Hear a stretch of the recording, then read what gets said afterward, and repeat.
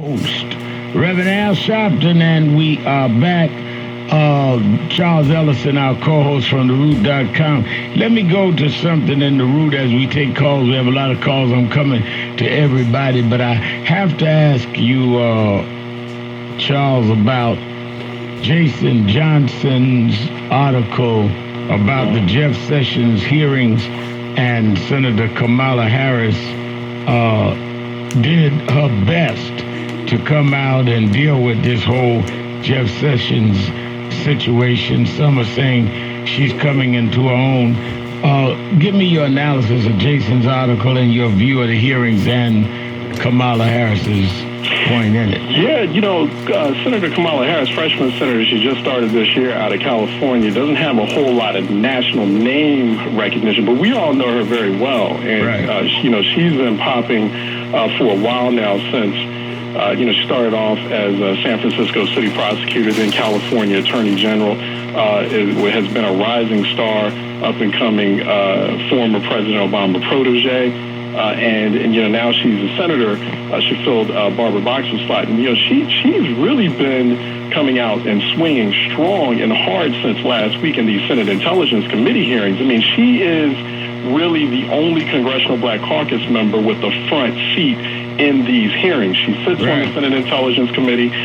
She also sits on the Senate Government Oversight Reform Committee as well, and Homeland Security Committee. So she's at some prime committee slots as far as these investigations into the Trump administration is concerned. And so, but she's also, as the only woman of color, so to speak, on these committees. Also, she's the most interrupted because, she comes out, she's a prosecutor, so she knows how to do this.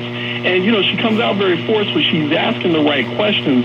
She's trying to get straight answers from people. She was trying to do this last week with the senior intelligence chief. She was trying to do it with the Deputy Attorney General, David Rosenstein, right? And, and also she was trying to get it stuff with Jim Comey as well. She was doing it with AG Sessions, recently in the Senate Intelligence Committee. And so, every time she does this, she gets interrupted or she gets blocked or barricaded by her, especially her white male Republican colleagues. And no one else is getting cut off the way she is. So, she's asking the right questions, one. And two, it's open season on high-profile black women.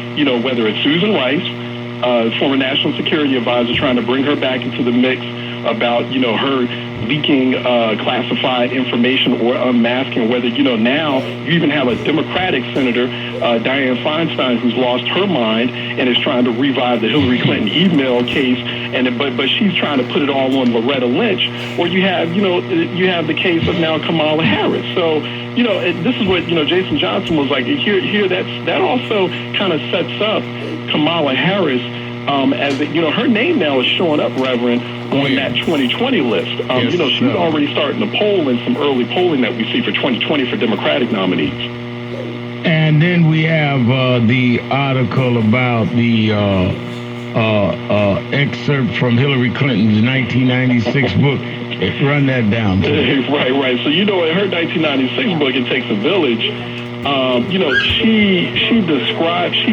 she talks about how the governor's mansion at that time, when she was there in the governor's mansion in Arkansas with her husband, Bill Clinton, when he was governor, how they were using free prison labor. And, and she's not really... In the governor's mansion. In the governor's mansion. And she's not really having a textured or understanding conversation of using free and primarily black prison labor in the governor's mansion and what that means. It's sort of like, it's the thing to do. It's a casual thing in the state of Arkansas. And, and so Michael Harriot, the Root contributor who wrote that piece, it's like, one, it goes back to Hillary Clinton's, previous comments about, super predators, and black males, and also and also sort of the role or the perceived role that Clinton's played in terms of the omnibus crime bill back in the